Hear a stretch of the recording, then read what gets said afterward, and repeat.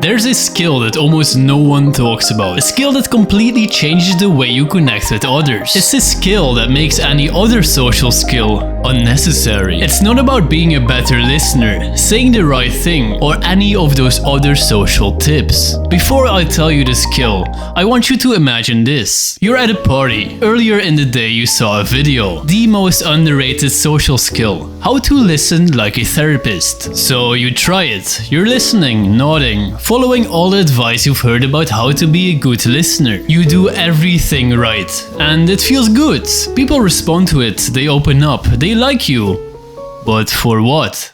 The skill I'm gonna share with you isn't meant for everyone. This video is a great example. I've read many comments and noticed that a lot of people develop the skill of active listening as a mechanism that lets them feel good enough. For this group of people, and maybe even for you, learning social skills through videos like these creates a feeling of being deficient. Better to think it's my fault, which lets you believe there's the chance that if I work hard and be good, then I will be lovable. That's where my skill comes into play. Sure, these techniques work, but when we try to be everything others need, setting up this performance of the perfect social interaction, it's easy to lose your own voice. You've become so skilled at focusing outward, you're losing the voice that matters most. The most underrated social skill isn't listening more, it's listening less, to the endless thoughts of what you should be, to the voices that say you're not enough, to the endless tips of how to have the perfect social interaction.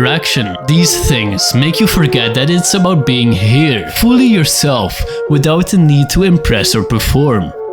So how do you do that? First, ask yourself, why am I clicking these kinds of videos? It's likely that you're mentally occupied with how you're seen, whether you're coming across as likable, and stressing about whether you're actually a nice person. In all that effort to be nice, you create a paradox. You're thinking of yourself, what others think of you, how others perceive you. All of that is really about you. That's not a good person. That's not a bad person. That's just not much of a person at all. It's a strange paradox of narcissism and self-abandonment. It's all about you, but you start to disappear. If you want to be liked by everyone, you're going to feel invisible to yourself.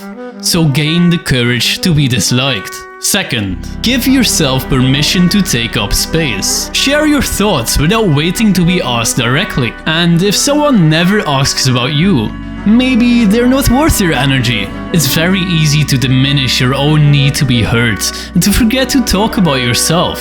Don't become the constant therapist friend. The friend who's always there, always listening, yet somehow never heard. Third, set boundaries. Boundaries aren't selfish, they're how you protect yourself, your time and your energy. Your life and well-being is yours and not something you exchange for love and validation. When you stop trying to be nice to everyone, you'll find that the right people naturally connect with the real you. It's okay if you don't want to listen for hours or if a conversation doesn't feel right. You don't owe anyone anything.